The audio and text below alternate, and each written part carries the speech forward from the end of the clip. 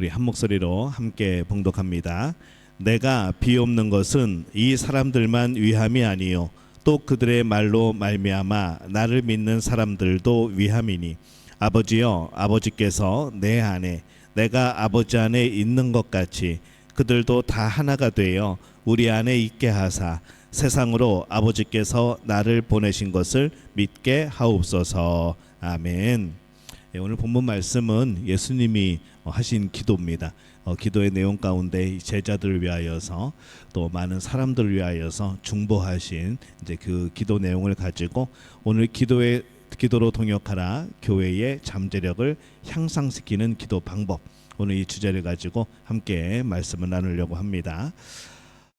우리 교회의 잠재력이 과연 어떤 것인가, 교회는 어떠한 힘을 가지고 있는가, 우리가 의외로 교회가 참 힘이 없다고 생각하는 그런 경우들이 참 많이 있습니다.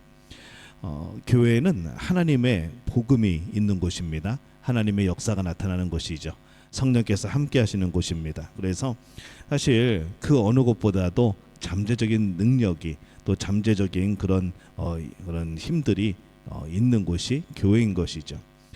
만약에 우리 교회가 하나님의 놀라운 역사, 그것을 다 펼칠 수만 있다면, 우리가 순종하여서 그것을 펼칠 수만 있다면은 무슨 일이 일어날까 생각해 보는 거죠. 얼마나 많은 사람들이 생명을 얻을 수 있을까? 얼마나 많은 영혼들이 주님 앞으로 돌아오게 되어질까? 교회의 잠재력은 굉장히 큰데 우리의 마음이 거기에 못 쫓아가는 것은 아닌가, 그런 생각을 해보는 것이죠. 교회만큼 변화를 창조하는 도구로서 잠재력을 가진 곳은 없습니다. 세상의 그 어느 곳도 이 교회만큼 놀라운 변화를 일으키는 그런 곳이 없는 거죠. 신학자였고 교육가였던 이 폴 틸리라는 사람이 이렇게 말을 합니다. 교회란 본래 필요한 병기를 갖추고 있는 강력한 군대와 같아서 이 세상의 모든 부도덕한 것을 변화시킬 능력이 있다. 그러나 현실적으로 볼 때 그렇지 않음은 바로 교회가 가진 잠재력이 충분히 발휘되지 않고 있음을 의미한다. 복음이란 이름의 다이너마이트를 가지고도 세상이 변하지 않음은 교회가 뇌관의 역할을 상실한 것이다. 이렇게 말을 합니다. 복음이 다이너마이트라고 한다면, 하나님의 권능이 다이너마이트라고 한다면, 왜 권능을 다이너마이트라고 제가 표현했는가 하면요, 권능이라는 원어가 두나미스입니다. 두나미스, 비슷하죠? 두나미스. 그래서 두나미스에서 다이너마이트가 나왔습니다. 그 단어가 그렇게 파생이 되어지죠. 그래서 이 권능, 다이너마이트는 권능인 것이죠. 그래서 이 복음이란 권능, 그것이 폭발이 되어지려면은, 힘을 발휘하려면은 그 역할을 누가 해야 되는가? 우리들이 뇌관을 터치해야 되는 겁니다. 우리가 그 역할을 해야 되는데 이 교회가 그렇지 못한다는 것이죠. 그러면 오늘날 교회에 이 뇌관과 같은 뭔가 불을 일으키고 폭발시키고 이 능력을 경험할 수 있는 그것이 과연 무엇인가? 교회 안에 또 어떤 것이 있는가? 그게 바로 기도라는 겁니다. 그래서 기도에는 복음이란 이름의 다이너마이트에 불을 붙여서 세계를 뒤흔들 수 있는 힘이 있다라는 것이죠. 그럼 예수님이 교회에 원하시는 게 과연 뭔가? 예수님께서 사명을 주시면서 교회가 이 세상을 뒤흔들고 변화시켜야 하는 분명한 방향을 제시를 합니다. 마태복음 28장 19절에서 20절에 보면요, 이렇게 기록을 합니다. 우리 함께 읽습니다. 그러므로 너희는 가서 모든 민족을 제자로 삼아 아버지와 아들과 성령의 이름으로 세례를 베풀고 내가 너희에게 분부한 모든 것을 가르쳐 지키게 하라. 볼지어다 내가 세상 끝날까지 너희와 항상 함께 있으리라 하시니라. 아멘. 모든 민족으로 제자를 삼아 아버지와 아들과 성령의 이름으로 세례를 베풀고, 이 아버지와 아들과 성령의 이름으로 세례를 베푸는 놀라운 일들, 권능의 놀라운 역사들이 나타난다는 것이죠. 사명을 주시기 훨씬 이전에 예수님은 우리와 같은 이 후대 사람들까지 포함하여서 하나님 앞에 기도하는 그런 기도를 하십니다. 십자가에 달리기 전에 주님은 기도하셨죠. 우리를 위해서 간구하신 기도는 바로 우리가 교회를 위해서 기도할 때 따라해야 될 분명한 본보기가 되어집니다. 그래서 오늘은 주님이 교회에 원하시는 5가지의 기도, 5가지의 마음을 오늘 함께 살펴보려고 합니다. 첫 번째는요, 주님이 교회 원하시는 5가지. 첫 번째 함께 읽어봅니다. 사람들이 하나님의 영광을 볼 수 있도록. 요한복음 17장 22절입니다. 함께 읽습니다. 내게 주신 영광을 내가 그들에게 주었사오니 이는 우리가 하나가 된 것 같이 그들도 하나가 되게 하려 함이니이다. 이 헬라어로요, 영광이라는 말은요, 하나님의 광채, 하나님의 능력, 하나님의 위대하심, 그것을 의미합니다. 그래서 이 독사가 아니라 독사라는 단어를 쓰는데, 이 주님이 이 단어를 사용하시면서 기도를 하셔요. 그래서 내게 주신 영광, 이 독사를 내가 그들에게 주었사오니 이는 우리가 하나 된 것 같이 그들도 하나가 되게 하려 함이니이다. 이렇게 기도하시는 거죠. 이렇게 기도하신 이유는 다름 아닌 우리가 우리의 삶 가운데서도 하나님의 광채, 하나님의 능력, 하나님의 위대하심을 계속해서 경험하고 느끼기를 원하셔서 그렇게 기도하는 겁니다. 그러면 이런 기도가 되어지죠. 내게 주신 영광을 내가 교회에 주었습니다. 이것은요, 우리가 하나 된 것 같이, 성부 성자 성령이 하나 된 것 같이 그들도 우리와 하나가 되어서 이 놀라운 능력이 날마다 하나님의 영광과 하나님의 빛과 하나님의 위대하심이 날마다 경험되어지게 하기 위함입니다. 이렇게 기도를 하신 거죠. 하나님이 교회 안에 임하시면요, 그 가운데 예배드리는 사람들은 자연히 영적인 힘을 얻습니다. 그냥 예배가 어떤 극장에서 뭘 보는 게 아니라는 거죠. 하나님이 임재하시는 겁니다. 그 앞에서 우리는 찬양하고 영광 돌리는 거죠. 그럼 당연히 우리에게는 우리의 영은 깨어나고 우리의 영은 힘을 얻습니다. 그때가 바로 하나님의 놀라운 역사가 일어나는 그런 사건이고 시간인 것이죠. 여러분, 예배 드릴 때요, 기대하는 마음으로 오시기를 바랍니다. 하나님을 만나는 시간. 성경에 보면요, 예수님을 만나면 역사들이 일어났습니다. 예수님을 만나는 사람마다 치유받게 되어지고 죽은 자가 살아났고 놀라운 역사들이, 회개하고 돌아오는 일들이 펼쳐진 것이죠. 그래서 우리 예배는요, 하나님을 만나는 겁니다. 하나님을 마음껏 찬양하고 영광 돌리는 겁니다. 하나님의 광채, 하나님의 능력, 하나님의 위대하심을 계속해서 내가 인정하고 고백하고 하나님을 기쁘게 하는 겁니다. 그 시간이 놀라운 역사가 일어나는 시간이라는 것이죠. 그래서 이번 주는 나에게 하나님이 어떠한 능력을 행하실까, 이번 주 예배는 하나님이 나에게 어떠한 일을 깨달음을 주실까, 이거를 기대하면서 오는 겁니다. 그런 기대가 있으면 예배가 기다려지고 예배 시간에 계속 집중을 하게 되어지고 순간순간 찬양을 통하여, 기도를 통하여, 말씀을 통하여 나를 만지시는 하나님의 손길을 경험하게 되어지는 것이죠. 그래서 우리가 1년에 주일만 따져도 52번의 예배를 드립니다. 여러분, 한 사람을 52번을 만나면 어떻게 될까요? 굉장히 친해집니다. 52번을 만나서 밥 먹고 이야기 나누고 하다 보면은 서로에 대해서 잘 알게 되어지는 거죠. 근데 우리는 하나님을 52번을 만나면서 하나님을 얼마나 알게 되었는가, 하나님하고 얼마나 친밀하게 되어졌는가, 이걸 생각하면요, 우리의 예배 자세가 어떠했는가를 다시 한번 깨닫게 되어지는 것이죠. 하나님은 막 기대하고 계시는데 여러분은 딴 생각하고 있고, 여러분은 엉뚱한 그런 생각하고 있고, 그러면 안 된다는 것이죠. 그래서 교회가 진정으로 예배를 드리고 예배자가 진실로 하나님만 기뻐하도록 노력하면서 동시에 이 다른 성도들과의 또 교제를 가지게 되어지면요, 그 교회는 살아있는 그런 성도들이 되어집니다. 교회가 살아있는 성도들이 되면 어떻게 될까요? 자석처럼 끌립니다. 주변의 사람들이 끌리는 것이죠.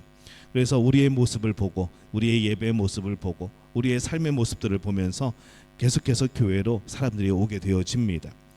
하나님의 임재를 통해서 하나님의 아름다운 능력이 우리 가운데 나타나는 것이죠. 그래서 주님이 우리 위해서 기도하실 때 사람들이 하나님의 영광을 볼 수 있도록, 우리가 날마다 하나님의 그 영광을 경험할 수 있도록 그렇게 기도를 하셨습니다. 자, 두 번째 예수님이 한 기도는요, 우리 같이 읽어봅니다. 우리가 하나님의 말씀대로 살아가도록. 요한복음 17장 8절입니다. 같이 읽습니다. 나는 아버지께서 내게 주신 말씀을 그들에게 주었사오며 그들은 이것을 받고 내가 아버지께로부터 나온 줄을 참으로 아오며 아버지께서 나를 보내신 줄도 믿었사옵나이다. 이렇게 기도를 합니다. 주님은 우리가 하나님의 말씀대로 살아가도록 그렇게 기도를 하셨습니다. 제자들이 주님의 말씀을 받았을 때 그 말씀은 곧 저들에게 삶의 의미뿐만 아니라 살아가면서 내가 무엇을 해야 되는가를 깨달았던 것이죠. 나에게만 복음이 아니라 이 복음은, 이 예수 그리스도의 말씀은, 하나님의 말씀은 나만 아니라 그 누군가도 들어야 돼. 내 주변의 사람들도 들어야 돼. 이 세상의 모든 사람들이 들어야 돼. 그런 놀라운 소식이 되었다는 것이죠. 그래서 예수님께서 제자들에게 원하시던 것이 바로 이것이었고, 오늘날 우리들이 원하는 것이 바로 이것이기도 합니다. 그래서 하나님 말씀대로 살아가면서 하나님의 말씀의 능력을 경험하고 또 그 말씀을 전하는 그런 삶이 되어야 된다는 것이죠. 자, 세 번째입니다. 자, 같이 읽습니다. 우리가 하나님의 사랑 안에서 하나가 될 수 있도록, 주님을 믿는 모든 사람들은요, 사랑을 통해서 하나가 되기를 원하십니다. 하나님이 원하십니다. 그것도 그렇게 기도를 하셨죠. 요한복음 17장 23절입니다. 같이 읽습니다. 곧 내가 그들 안에 있고 아버지께서 내 안에 계시어 그들로 온전함을 이루어 하나가 되게 하려 함은 아버지께서 나를 보내신 것과 또 나를 사랑하심 같이 그들도 사랑하신 것을 세상으로 알게 하려 함이로소이다. 그 이유가 뭘까? 이 성령 충만을 입은 성도들은요, 사랑으로 하나가 되어서 믿음으로 한 목적을 향해 가게 되어집니다.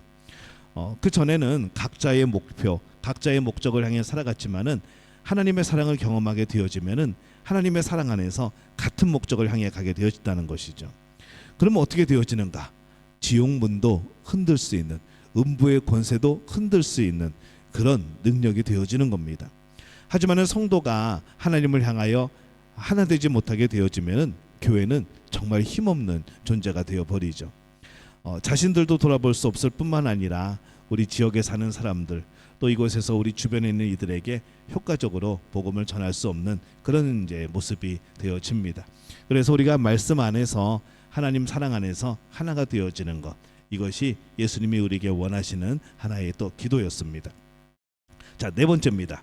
오늘은 물어보지 않습니다. 네 번째입니다. 함께 읽습니다. 하나님이 명하신 전도 사역을 계속해 나가도록. 예수님은 자신의 제자들처럼 우리도 세상으로 나가서 복음을 전할 수 있도록 해달라고 그렇게 기도를 했습니다. 요한복음 17장 17절에서 18절입니다. 함께 읽습니다. 그들을 진리로 거룩하게 하옵소서. 아버지의 말씀은 진리니이다.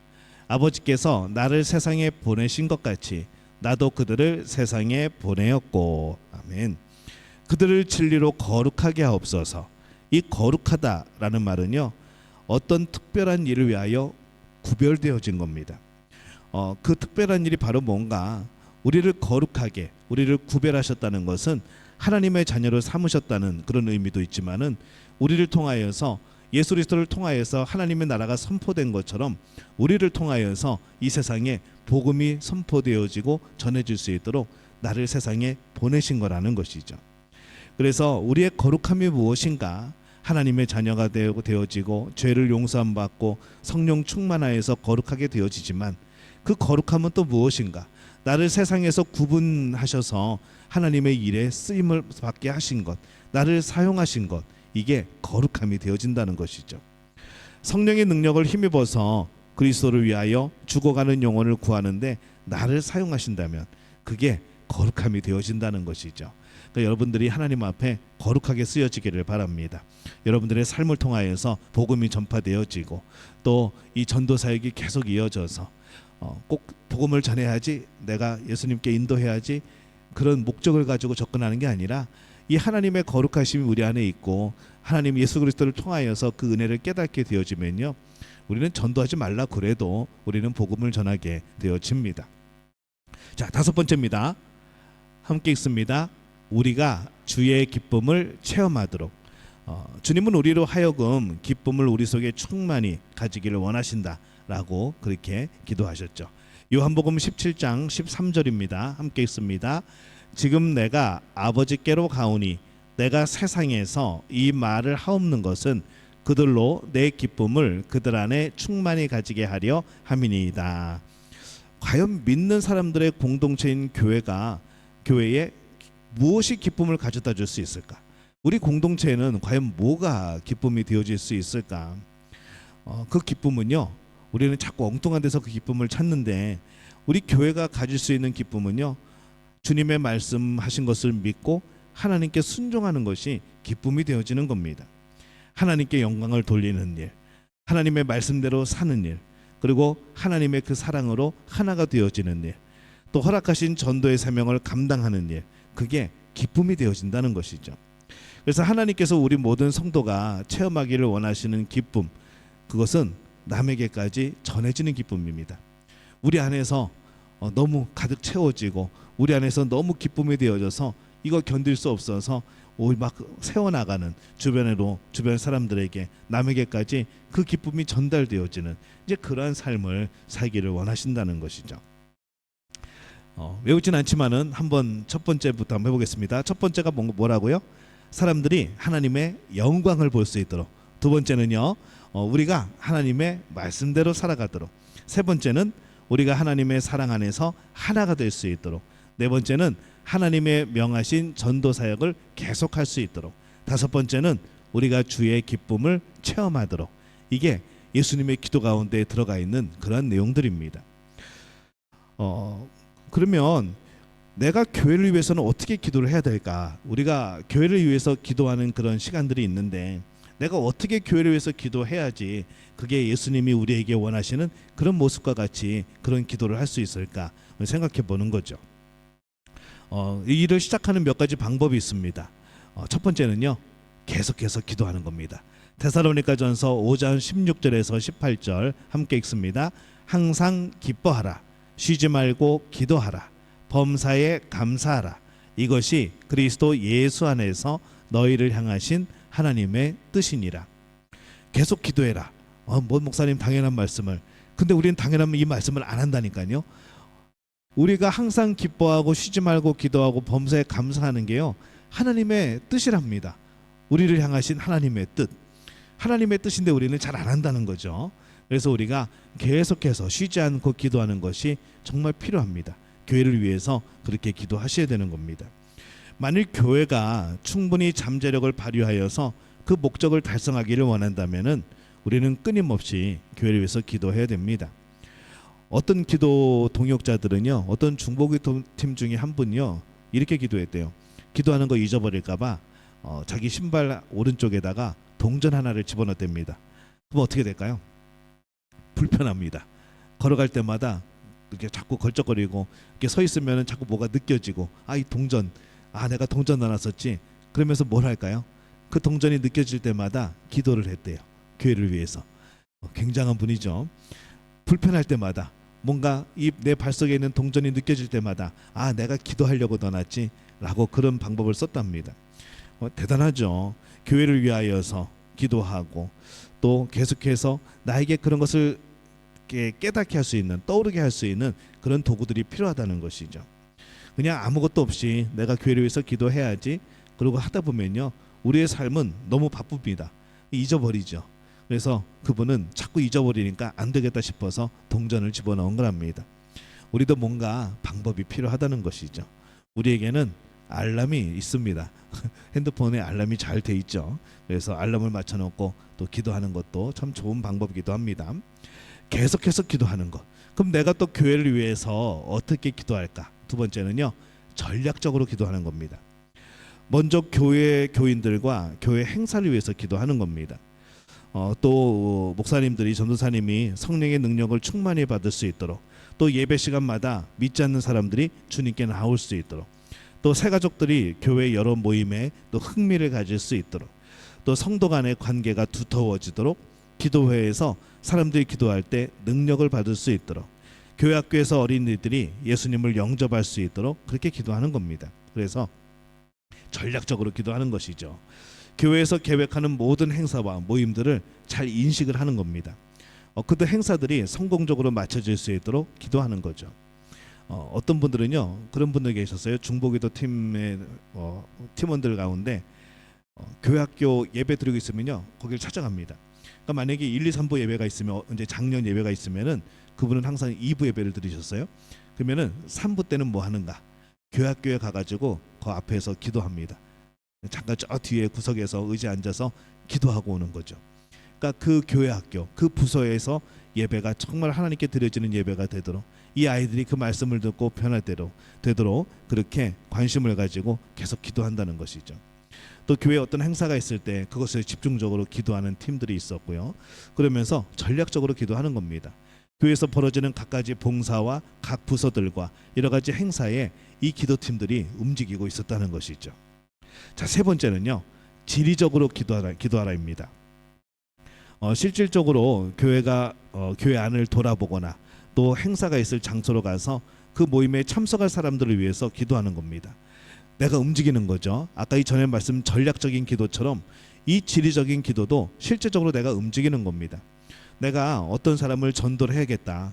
그러면요, 요즘에는 아파트라 쉽지는 않지만은 뭐 그 집 앞에 가서 기도를 한다거나 뭐 그런 방법이 있을 수 있겠죠. 우리 모의에서 어떤 식당 하시는 분들을 전도하고 싶다. 그러면 그 가게 들어가기 전에 앞에서 기도하시면 됩니다. 지나갈 때마다 기도하고, 하나님 이 가게 주인 교회 나오게 해주시옵소서. 할 수 있잖아요. 가가지고 주인한테 얘기하는 게 아니죠. 밖에 지나가면서 그 가게 문 앞에서 기도하는 겁니다.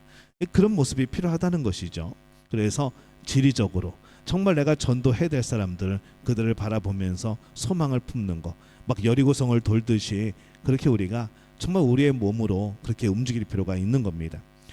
그러면은 내가 돌았기 때문에, 내가 그 앞에서 기도했기 때문에 그 사람이 교회 나오는가? 아니요. 우리는 그 앞에서 나의 소망을 기도하는 겁니다. 그러면 그 기도는요, 하나님이 역사하시는 거죠. 어떤 놀라운 방법을 통하여서, 또 하나님의 놀라운 역사를 통하여서 이 전도가 되어지는 겁니다.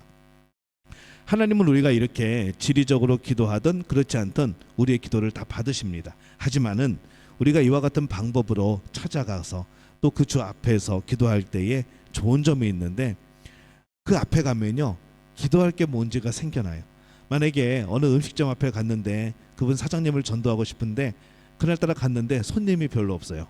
그럼 어떻게 기도하면 될까요? 하나님, 여기 손님 많게 해주세요. 그런데 주일날에는 한 사람도 없게 해주세요. 기도하는 거죠. 이건 우리끼리 하는 얘기입니다.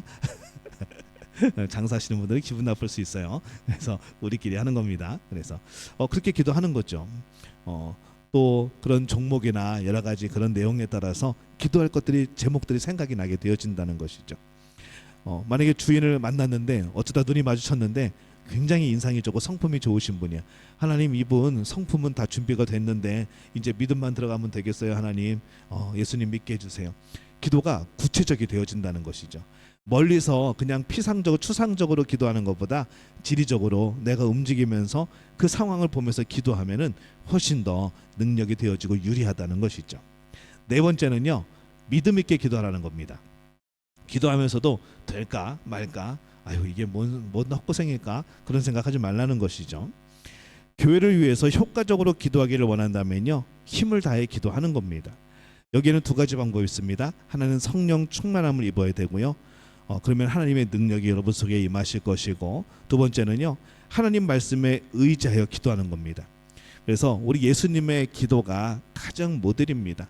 우리가 누구를 위해서 어떻게 기도해야 되는가, 우리가 교회를 위해서 어떻게 기도해야 되는가, 아까 우리 앞에서 나누었던 예수님의 그 기도의 내용이 모델이 되어지는 것이죠.